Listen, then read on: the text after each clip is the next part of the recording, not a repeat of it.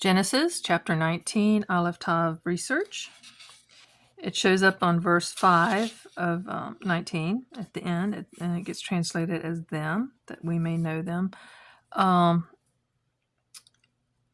This is very foul. This is, where the angels came into Sodom, and Lot took them in their house, and this is where the people, and that we may know. Just think about that, where that Ed is in that.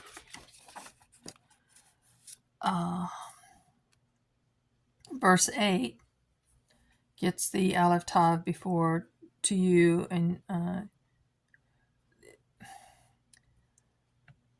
the Et before, he's talking to the men that what they can do with his virginal daughters.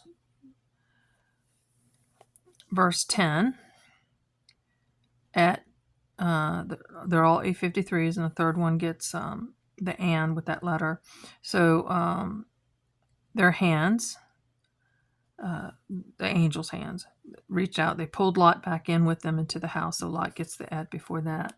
And then the door was shut, so they couldn't break down the door. This is a very awful part. And the men who were at the doorway of the hut, they get a net, the men. It had to break the father's heart what was going on. So they got an et before they were struck blind. And then verse 13, place gets an et, and face gets an et before the face of Yahweh. But they couldn't do it until Lot and his family was removed. So the city gets one in verse 14. And this is where his son, future son-in-laws, or however you want to look at it, thought he was joking and didn't believe that the city was going to be destroyed. And then there's 2 in verse 15. Your wife and 2 daughters gets an et.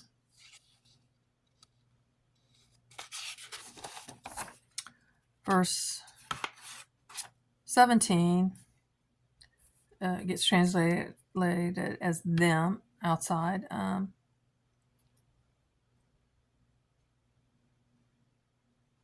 And then verse 19,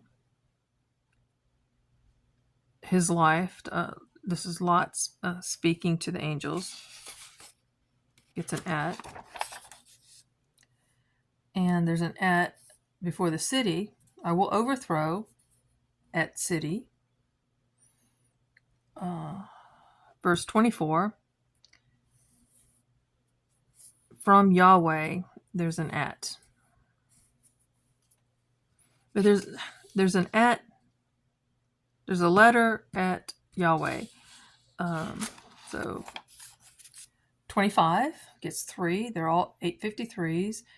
One's not translated. 2 gets transliterated as and, or mistranslated as and. All the plain and all the inhabitants, the cities.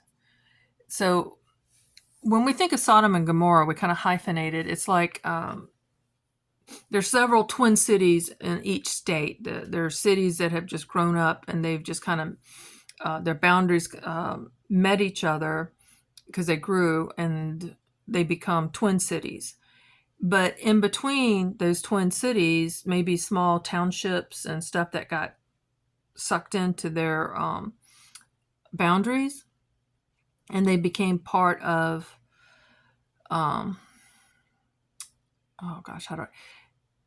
so there were other places, other towns and stuff that were also destroyed along with Sodom and Gomorrah because they were doing the same things, and they were part of that culture, domain, however you want to look at it. So it's before the cities, all the plain, and all the inhabitants of the cities.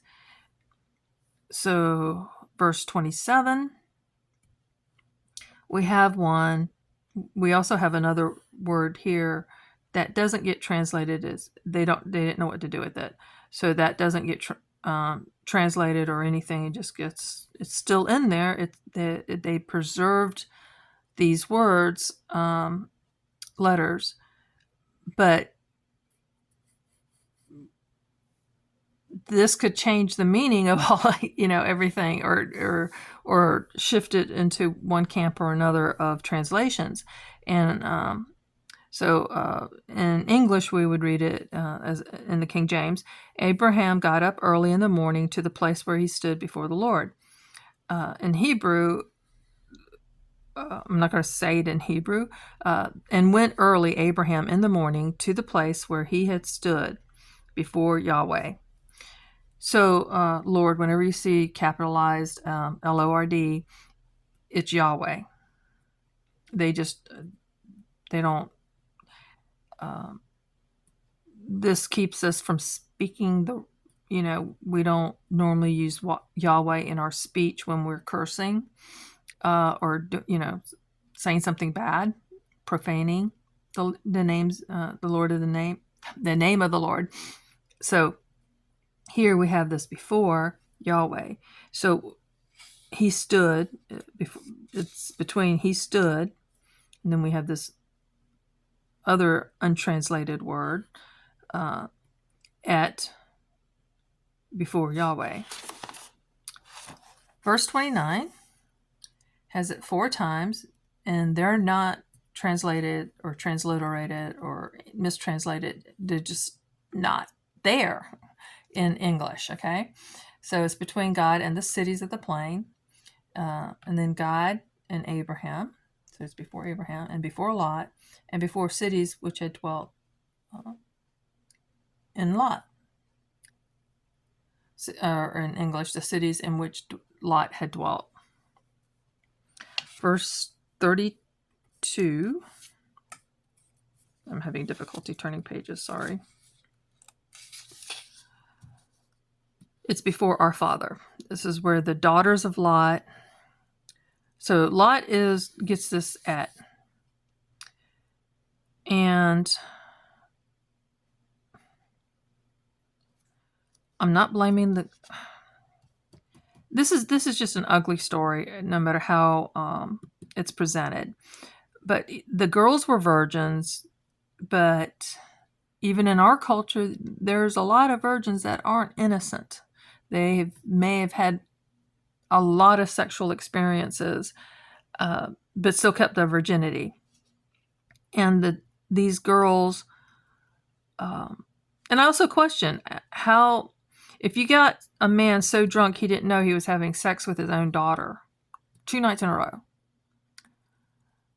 how drunk could he even perform if he was that drunk? And I've got a lot of questions about this, but just reading it as it's written first. That's whenever you're studying the Bible, understand it as it is written. Then start questioning, could it also mean this or that, or what all is going on in here? So we go from 32 to 33. And they made drink at their father wine. So reading in English. And they made their father drink wine that night. And the firstborn went in and lay with her father, and he perceived not when she lay down, nor when she arose. In other words, he was clueless. And it's before father both times. That. Verse 34, again with the story. And it came past on the morrow that the firstborn said unto the younger, Behold, I lay last night with my father, and let us make him drink wine this night also, and go you and lie with him, that we may preserve seed of our father. So they thought they were doing a good thing. They're preserving his seed. They needed a man-child. And again, the et goes with the father. Now remember, they got the et earlier. And then verse 34, continuing on with the story, the et goes before the father. And again, he didn't know what happened. And that's the end of chapter 19. Also, always question, Earlier, Abraham went with his 318 soldiers and got back all the captives and the possessions that the 4 kings took from Sodom.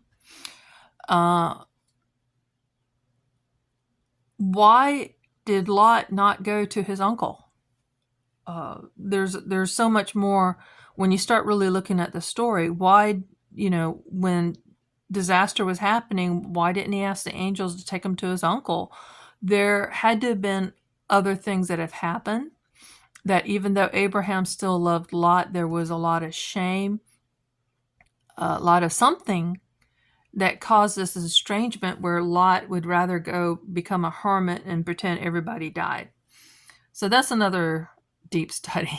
There's so much more to the Bible than we were taught in Sunday school. And even now, a lot of churches don't really, are not comfortable going in depth with any of this. So I encourage you to do that. Thanks for joining me.